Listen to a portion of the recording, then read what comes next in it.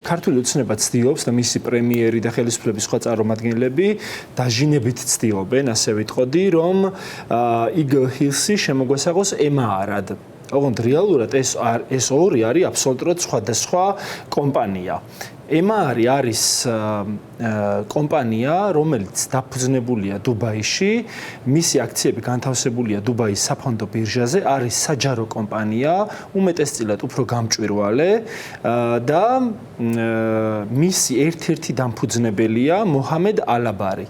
რაც შეეხება Eagle Hills, ის არის უშუალოდ მოჰამედ ალაბარის მიერ დაფუძნებული და აბსოლუტურად დახურულია მისი საქმიანობა და მისი პროექტების შესახებ ინფორმაცია განსხვავებით EMA-რისგან და მისი აქციები არც დუბაის საჯარო ფონდის ბირჟაზე, საჯარო ბირჟაზე არ იყიდება.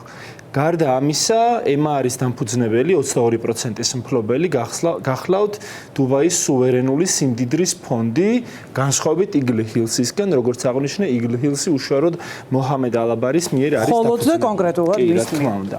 ქართული ოცნების ყველა პროპაგანდისტული არხი ამ დღეებში აცხადებს, რომ საქართველოში შემოვიდა EMA-რი, ასეთი წარმომადგენლობითი კომპანია, რომ EMA-რი საქართველოში იწყებს ისტორიულ ინვესტიციას და ასე შემდეგ. კიდევ ერთხელ მინდა აღვნიშნო, რომ ეს არის სიცრუე და ტყუილი. საქართველოში არ შემოდის კომპანია EMA-რი, რომელმაც დუბაიში ააშენა და ამით არის ცნობილი უმეტესად ბურჯ ხალიფა, მსოფლიოში ყველაზე მაღალი ნაგებობა და ასევე დუბაის მოლი. EMA-სა და Eagle Hills საერთო აქვთ მხოლოდ ის, როგორც ვთქვი, რომ მოჰამედ ალაბარი ერთ შემთხვევაში არის EMA-რის შემთხვევაში ერთ-ერთი დამფუძნებელი, სხვა მრავალ დამფუძნებელს შორის და Eagle Hills-ი არის მთლიანად მისი კუთვნილება. ეხლა რაც შეეხება Eagle Hills-ის პროექტებს, რომლებსაც ის სხვადასხვა ქვეყანაში ახორციელებს. ყველაზე მეტად საქართველოს სიტუაციას ემსგავსება, გავს ასე ვთქვათ, სერბეთის პროექტი ბელგრადის სანაპირო. ეს არის ერთ-ერთი ყველაზე ხმაურიანი პროექტი Eagle Hills-ის სხვადასხვა პროექტ შორის. ამ საწარმოში Eagle Hills-ი 68%-იან წილს ფლობს, ხოლო დანარჩენს 32% სერბეთის რესპუბლიკა, ჩვენთან 33%-ია საქართველოს სახელმწიფო ამ ერთობლივ საწარმოში და დანარჩენი Eagle Hills-ის, ხო? სერბეთის პარლამენტმა ისევე როგორც აქაც ხდება, რაც ჯერ არ ვიცით, იმიტომ რომ კონტრაქტი დახურულია საქართველოს შემთხვევაში, სპეციალური კანონი მიიღო სერბეთის პარლამენტმა, რომელმაც პროექტი ეროვნული მნიშვნელობის სტატუსით კანონზე ზემოთ დააყენა და ამ გზით გვერდია უარა ქალაქ გეგმარებით და საკუთრების ნორმებს. ანუ ისინი აღარ გაითვალისწინა და სავალდებულო არ გახადა ამ კომპანიისთვის, რომ ისინი დაეცვა.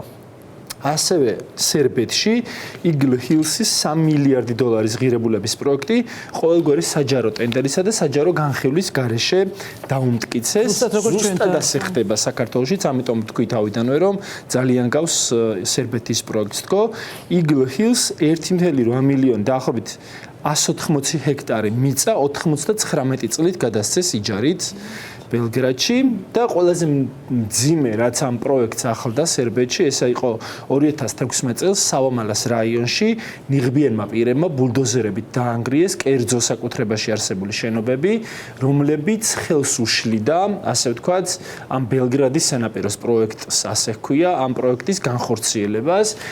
მესაკუთრეები, ადგილობრივი მცხოვრებლები რეკავდნენ პოლიციაში, მაგრამ მთელი ეს ნგრევის პროცესი აი ხლა არის ზუსტად ეს საპროტესტო კადრები. სწორედ ამ სერბეთის საპროტესტო გამოსვლებს, ამას მოყვა სერბეთში საპროტესტო გამოსვლები, როდესაც კერძო საკუთრება ბულდოზერებით დაანგრიეს და პოლიციამ აბსოლუტურად არ იმოქმედა და იგნორი განახორციელა და ამ სერბეთში ეს პროექტი დღემდე არ არის დასრულებული და კიდევ ძალიან მნიშვნელოვანია აქედანვე ვთქვათ, რომ ჩვენ გვესმის ქართული ოცნების პრემიერ-მინისტრის ირაკლი კობახიძის მრავალი განცხადება და ხელისუფლების სხვა წარმომადგენლების რეჟიმის ეკონომიკის მინისტრიც ამაზე საუბრობდა, რომ განსაკუთრებულ მოგებას მივიღებთ და ასე შემდეგ. აი მაგალითად სერბეთში 9 წლის განმავლობაში პროექტს ჰქონდა დაახლოებით 150 მილიონი ევროს მოგება.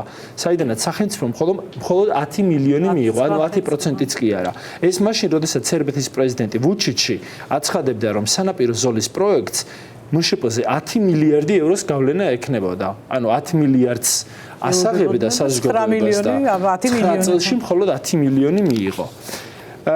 უნგრეთზე რომ გადავიდეთ, უნგრეთის დედაქალაქ ბუდაპეშტშიც უნგრეთის ავტოკრატმა პრემიერ-მინისტრმა ვიქტორ ორბანმა Eagle Hills პროექტის განსახორციელებლად მისცა 85 ჰექტარი მიწა 130 მილიონ ევროდ. იქაც პროცესები წარიმართა ყოველგვარი საჯარო განხილვისა და ტენდერის გარეშე, როდესაც მე თავიდან ვთქვი, რომ Eagle Hills MR-ისგან უმეტესად ახასიათებს ეს დახურული, როგორც თქვენ თქვით, არასტანდარტული გარიგებები, ადგილობრივი პოლიტიკური გავლენის მქონე ჯგუფების ლობირება და შემდეგ ზუსტად აი ეს სერბეთის გამოცდილებაც მაგას აჩვენებს და უნგრეთის გამოცდილება. და აქ მნიშვნელოვანია ის, რომ 130 მილიონად კი მიჰყიდეს 85 ჰექტარი მიწა, მაგრამ კონტრაქტის თანახმად Eagle Hills ქონებაზე საკუთრების უფლება გადაეცა ფასის მხოლოდ 25%-ის გადახდის შემდეგ. ანუ დანარჩენი 75% არ გადაიხადა და უკვე საკუთრებად დაუკანონეს და დანარჩენი თანხა მას უნდა გადაეხადა 2039 წლისთვის. უნდა ხო, ანუ გესმით ხო როგორ პრივილეგირებულ მდგომარეობაში აყენებენ ამ არაბულ კომპანიას. Eagle Hills-თან გაფორმებული ხელშეკრულებით უნგრეთის მთავრობა თანახმა იყო, ესეც ძალიან მნიშვნელოვანია, რატომ გვიმალავენ საქართველოში Eagle Hills-თან გაფორმებულ კონტრაქტს. დააკვირდით უნგრეთის გამოცდილება რას გვეუბნება და გვაჩვენებს, უნგრეთის მთავრობა თანახმა იყო ამ კონტრაქტის მიხედვით ინვესტორის სურვილისამებრ უნგრეთის კანონმდებლობაში შეეტანა ცვლილებები. მაგალითად, შეეცვალა ქალაქის თავზე ფრენის დერეფნები, რადგან მაღალსართულიანი შენობები ფრენებს ხელს შეუშლიდა, იქაც მაღალსართულიანი შენობების მშენებლობას გეგმავდნენ. ამავე დროს სახელმწიფომ აიღო ვალდებულება, რომ ამ ახალი ქალაქის უბნის გარშემო 800 მილიონის ევროს ინფრასტრუქტურას მოაწყობდა საბიუჯეტო რესურსებით და ხარჯებით. და ძალიან მნიშვნელოვანია ვთქვათ, რომ ორმანის მთავრობამ, რომელიც თავს წარმოაჩენს, რომ თითქოს უნგრეთის სუვერენიტეტს ეგიცავს, ამ გადაწყვეტილების გამო სამოქალაქო ჯგუფების და თვით საკუთარი ამომრჩევლების უკმაყოფილებაც გამოიწვია მინიდუბაის მშენებლობას ბუდაპეშტის მცხოვრებლები, როგორც ჩვენ ნახეთ უკვე ეკრანზე, ქუჩაში აპროტესტებდნენ. ასევე რამდენიმე სიტყვით მინდა შევეხო ალბანეთის პროექტს, აქაც საჯარო ტენდერის გარეშე გადაეცა დურესის პორტი ალბანეთში 2 მილიარდი დოლარის ინვესტიცია უნდა განახორციელებინა ამ კომპანიას. ალბანეთის მთავრობამ პროექტს მიანიჭა სტრატეგიული მნიშვნელობის სტატუსი, რის გამოც Eagle Hills-ი სარგებლობს მრავალი ფისკალური და ფინანსური შეღავათით, მაგალითად ის გათავისუფლებულია DGG-ს დამატებით ღირებულების ქონების მოგების გადასახადებისგან, ასევე ნებართვებს 150 დღის განმავლობაში ყოველგვარი ბიუროკრატიის, ანუ დაჩქარებული პროცედურებით იღებს. მხარეებს შორის დადებული შეთანხმება ალბანეთის შემთხვევაში, ანუ ეს კონტრაქტი იძლევა გარანტიას, რომ 99 წლის განმავლობაში ეს პირობები არ შეიცვლება, რაც მხოლოდ და მხოლოდ ინვესტორის ინტერესებშია. კიდევ ერთხელ მინდა გავუსვა ხაზი, რომ ჩვენ არ ვიცით რა იმალება საქართველოს შემთხვევაში ჩვენთან დადებულ ხელშეკრულებაში და რა კაბალები შეიძლება. ასევე ძალიან მოკლედ მინდა პროტესტი, რამაც გამოიწვია მოსახლეობის და ერთ-ერთი მთავარი წინააღმდეგობა დაეყრდნოს სწორედ იმას, რომ მშენებლობის დაწყებამდე დაიწყეს ბინების გაყიდვა. ჰაერს ყიდდნენ ფაქტობრივად. სოციალურ ქსელებში უკვე რამდენიმე დღეა ტრიალებს დასპონსორებული რეკლამა Eagle Hills-ის მიერ, სადაც აპარტამენტებს, თაუნჰაუსებს და ვილებს სთავაზობენ უკვე დაინტერესებულ პირებს. მონტენეგროს გვერდსაული, ლატვიასაც და ინდოეთის გამოცდილება მინდა გითხრათ. აქ უკვე თავად MR-ზეა საუბარი, სადაც MR-ის წარმომადგენლები დაიბარეს დაკითხვაზე დელის პოლიციაში საბინაო პროექტ Palm Garden-თან დაკავშირებული სავარაუდოდ აღელთობის საქმეზე.